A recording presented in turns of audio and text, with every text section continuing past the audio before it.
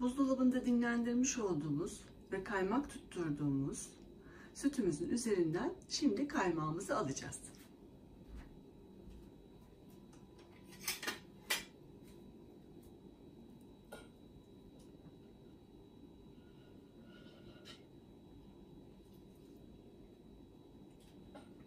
Kenarlarını ayırıyoruz.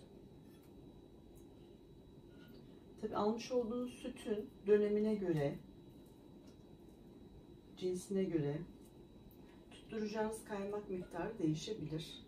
Ama bize bir 3 litrelik sütten gayet güzel kaymak çıkıyor. Sizinle beraber bu ayırmış olduğumuz süt kaymağından nasıl süt kreması yaparız? Bunu paylaşacağım. Ben bu süt kremasını çocuklarımın her kahvaltısına 1 ya da 2 tatlı kaşığı koydum. Ayrıca paylaşmak isterim. Süt kaymağının çok önemli bir faydası da var. Çocuklarınızın dişlerinin çıkmasını kolaylaştırıyor. Çocuklarınız diş çıkarırken mutlaka denemelisiniz. Diş çıkacak olan bölgeye kaymağı sürün. Zaten lezzetli yiyeceklerdir onları şapur şupur. Evet. Süt kaymağımız hazır. Şimdi bundan süt kreması yapacağız. Onun da püf noktalarını paylaşacağım.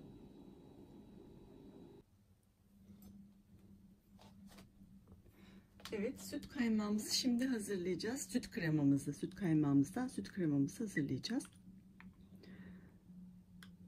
Gerçekten besleyici değeri çok yüksek süt kaymağının. Bildiğiniz gibi kaymak bir inek sütünden bir de manda kaymağından elde edilmekte. Ve tabii ki Afyon kaymağı olarak bilinir en lezzetlisi.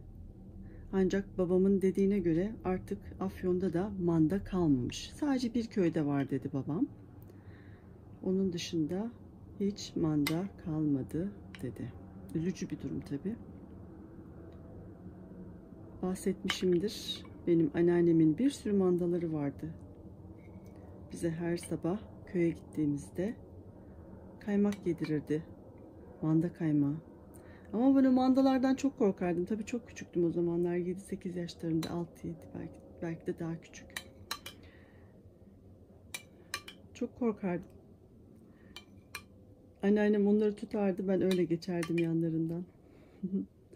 Evet arkadaşlar, süt kaymağımızı şöyle bir çorba kasesinin içine koyuyoruz. Şimdi bunu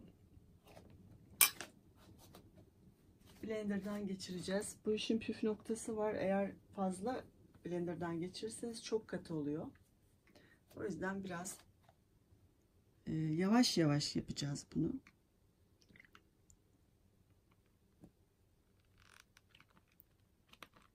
Çalışmıyor.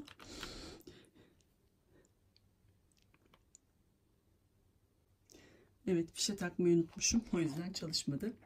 Evet, şimdi böyle yavaş yavaş. Küçük küçük arkadaşlar.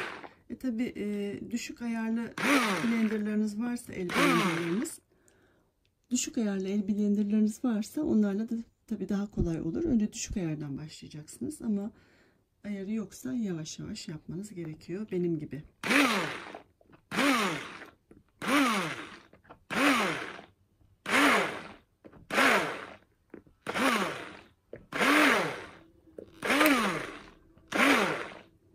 Vazgeçmeyin.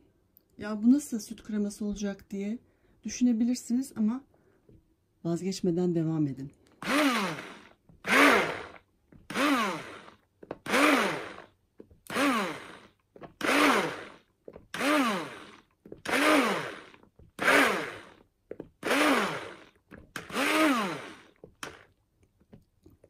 Arkadaşlar bakın, kıvam almaya başladı. İşte bu aşamada bırakmanız gerekiyor. Bakın. Bu aşamada bırakmanız gerekiyor. Yoksa çok katılaşıyor. Oldu. Bakın. Gördüğünüz gibi kremamız, süt kremamız oldu.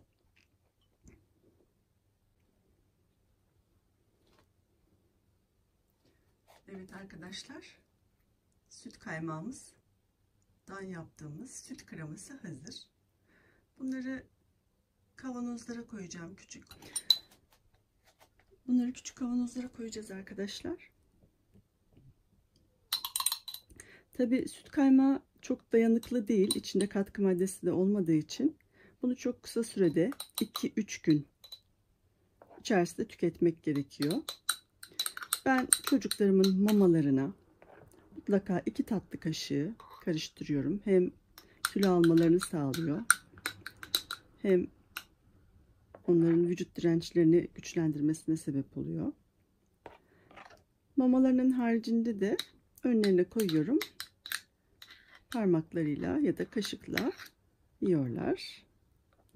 Gördüğünüz gibi bunu istediğiniz tatlılarınızda kullanabilirsiniz. Pastalarınızda kullanabilirsiniz. Ekmeğinizin üzerine sürersiniz ama ben tabii ekmeğin üzerine böyle krema yapmadan sadece süt kaymağıyla yemeyi seviyorum. Evet arkadaşlar, süt kaymağımız hazır. Süt kaymağımızdan elde etmiş olduğumuz süt kremamız hazır. Evet sevgili arkadaşlar, Şöhretin Dünyasına dair YouTube kanalımdan size almış olduğumuz çiğ sütleri nasıl kaynatmalıyız? Kaynatmanın püf noktaları, içindeki yararlı mikroorganizmaları, yararlı bakterileri yok etmeden nasıl sütü en doğru şekilde kaynatmalıyız? Sütten nasıl süt kaymağı elde etmeliyiz?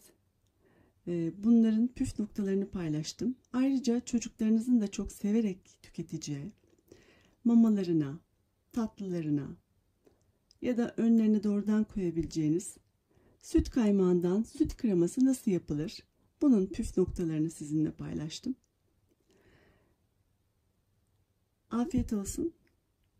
Umarım videomu beğenmişsinizdir. Beğendiyseniz beğen tuşuna, abone olmadıysanız abone olmayı unutmayın. Desteklerinize ihtiyacımız var.